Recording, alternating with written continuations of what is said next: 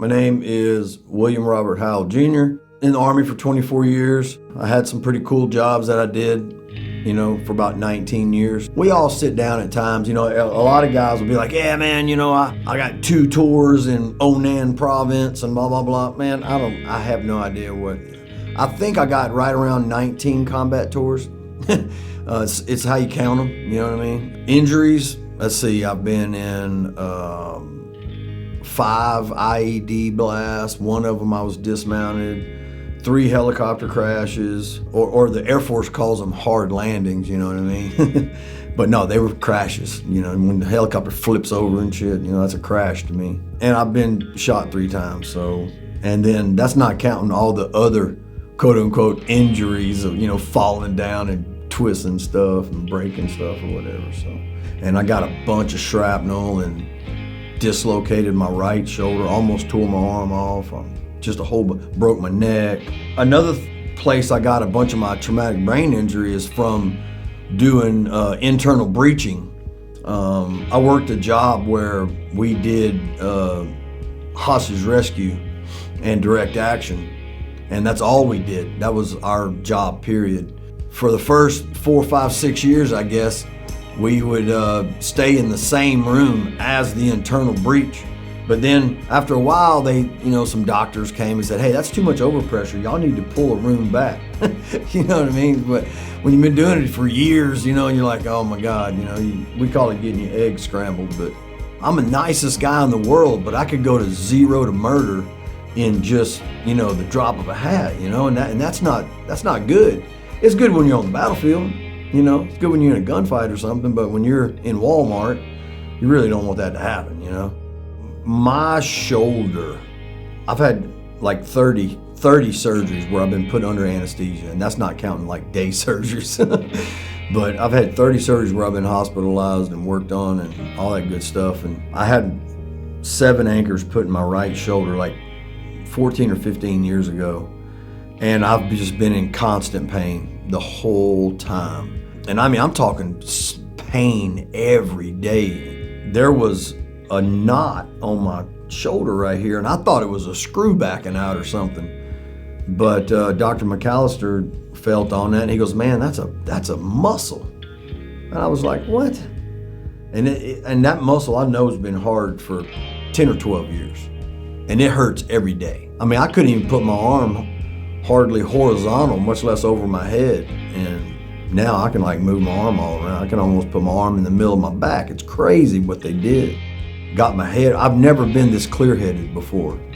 That's another thing. It's just, foggy-headed. There was just a number of symptoms that I came in here with, and it's like a new life almost, man. It's crazy. It's really crazy.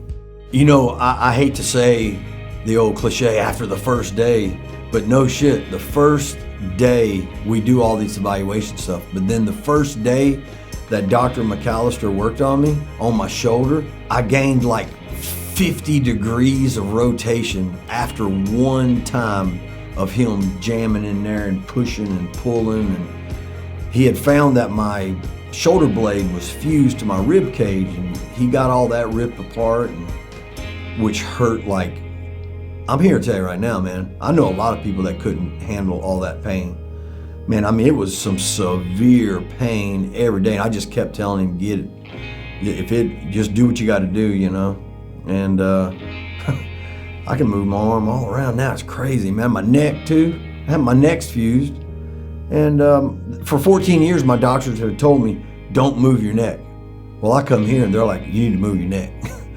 And I can just move my neck all around now. They've been working on muscles and just getting things loosened up. It's a lot of mental.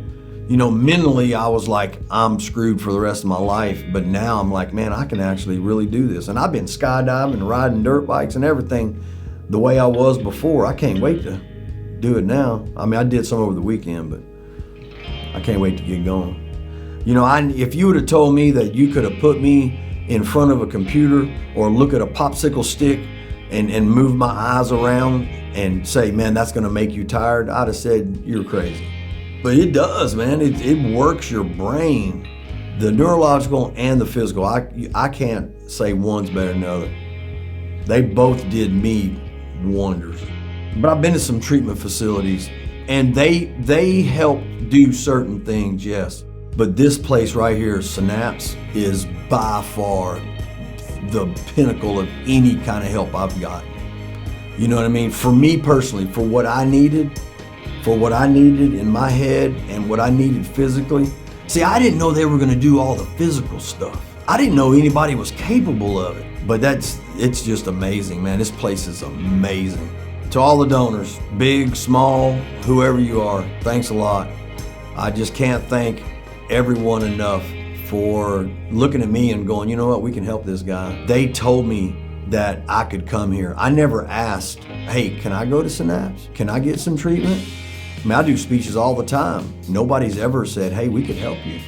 Except this one right here, I gave a speech and they were like, hey, man, we want you to come through this. And what's funny was they asked me, will I come to this treatment? Yeah, heck yeah. If it'll do some good, heck yeah.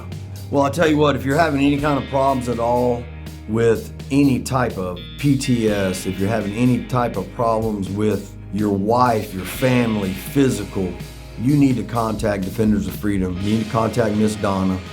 You need to contact Synapse. You need to contact somebody in this organization, because I'm here to tell you right now, I'm one of those guys that was like, I'm never gonna do anything, I can do it on my own. Well, you know what? I've been to jail a couple of times. You can't do it on your own. And I damn sure ain't gonna kill myself. Because there's help out there. I swear, I would have never thought. I thought my shoulder and my brain were done. And it's just, they've given me a whole new lookout on life, and it's crazy. And I know that sounds cliche, but man, it's no joke. And that's the biggest thing with a lot of veterans too. They don't want to admit they need help, but we all need help, believe me.